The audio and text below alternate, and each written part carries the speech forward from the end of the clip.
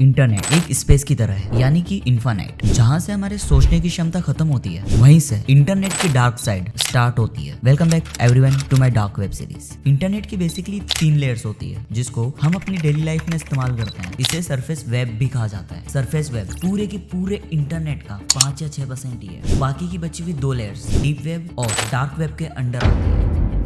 ये जितने भी मल्टीपल ऑनलाइन प्लेटफॉर्म्स है जहाँ पर तुम लोगों को तुम्हारा लॉगिन डिटेल यानी कि आईडी और पासवर्ड डालकर सेव करना होता है, ये सारा का सारा डीप वेब के अंडर आता है। ये डेटा इतना ज्यादा बड़ा है, पूरे इंटरनेट का 95 to 96% हिस्सा कवर करता है। 2025 तक ये डेटा 175 zettabyte तक कलेक्ट हो जाएगा। डार्क वेब इंटरनेट का एक ऐसा हिस्सा है जिसको गूगल, बिंग, याहू जैसे किसी भी नॉर्मल वेब ब्राउजर से एक्सेस नहीं कर सकते हैं। डार्क वेब को एक्सेस करने के लिए अक्सर एक special software tour the onion router का इस्तेमाल किया जाता है। वन मोर थिंग, ये वीडियो ओनली इंफॉर्मेशन पर्पस के लिए है। आगे जो भी वेबसाइट्स में तुम लोगों को बताने वाला हूँ, please do not visit. Onion router को यूएस के 3 साइंटिस्ट ने मिलकर बनाया था। इसे यूएस नेवी के सीक्रेट ऑपरेशंस करने के लिए बनाया था। अगर किसी ऑर्गेनाइजेशन को कोई प्राइवेट इंफॉर्मेशन शेयर करनी हो तो वो अपनी आइडेंटिटी हाइड करके गवर्नमेंट तक अपना मैसेज पहुंचा सके। अनियन राउटर ट्रैफिक को मल्टीपल सर्वर्स के थ्रू भेजता है और हर एक स्टेज पर ये डेटा अनकरप्टेड रहता है। मान लो तुमने टोर पे सर्च किया यूट्यूब, तो वो कमांड 3 डिफरेंट लोकेशन से होकर जाएगी और वो भी 3 डिफरेंट सर्वर्स के थ्रू, जो कि 3 अलग अलग जगह लोकेटेड होगी। अब इससे होगा ये कि आपके आईएसपी यानी कि इंटरनेट सर्विस प्रोवाइडर के लिए आपको ट्रेस करना ऑलमोस्ट इम्पॉसिबल हो जाता है। बेसिकली तुम लोग डार्क वेब पर क्या क्या कर सकते हो?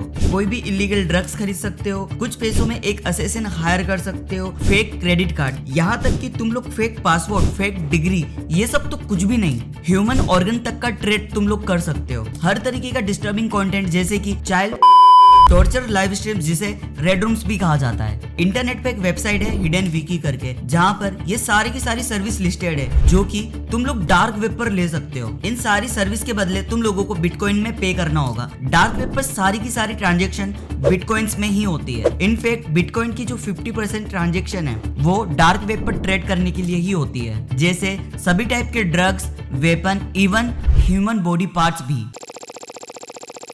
सिल्क रोड को तुम लोग कुछ ऐसे समझो, इलीगल स्टफ का अमेज़न। अगर तुम लोगों को कोई भी ड्रग खरीदना है, वेपन खरीदना है, कोई भी इलीगल चीज जो तुम लोग इमेजिन कर सकते हो, उसको तुम लोग एक क्लिक करके ऑर्डर करो और अमेज़न की पैकेज की तरह वो तुम्हारे घर पे डिलीवर हो जाएगा। सिल्क रोड को 2011 में रोज विलियम नामक एक व्यक्ति ने स्टार्ट किया था। 2011 से 2013 तक सिल्क रोड ने 1.2 बिलियन तक की सेल जनरेट कर ली थी। सिल्क रोड ने 2 साल के अंदर ही 9.5 मिलियन बिटकॉइन का एज ए रेवेन्यू जनरेट किया। अगर इसे हम यूएस डॉलर के अंदर कन्वर्ट करें, 187 बिलियन डॉलर का रेवेन्यू। 2013 में सिल्क रोड को फाइनली एफबीआई द्वारा बंद कर दिया गया और रोज विलियम को भी पकड़ लिया। लेकिन ये कहानी यहीं खत्म नहीं होने वाली थी। कुछ टाइम बाद डार्क वेब पर एक ऐसा मार्केट प्लेस आया जिसका नाम था अल्फा बे, जो सिर्फ 2 साल के ऑपरेशन के अंदर ही सिल्क रोड से 10 गुना ज्यादा बड़ा मार्केट प्लेस बन चुका था। ये डार्क वेब का अब तक का सबसे बड़ा मार्केट प्लेस है, पर 2017 में इसको भी बैन कर दिया गया। ये जितने भी डार्क वेब पर इलीगल मार्केट प्लेस है जहाँ पर इतनी ज्यादा एक्सट्रीम इलीगल एक्टिविटीज होती है, हमेशा यही पाया जाता है कि इनके जो फाउंडर एंड क्रिएटर्स है वो कोई मास्टरमाइंड क्रिमिनल्स नहीं होते। ज्यादातर लोग आईटी बैकग्राउंड से बिलोंग करते हैं और मोस्टली ये लोग इन वेबसाइट्स को थाईलैंड से एक्सेस करते हैं। उसका रीजन ये है कि थाईलैंड की जो गवर्नमेंट है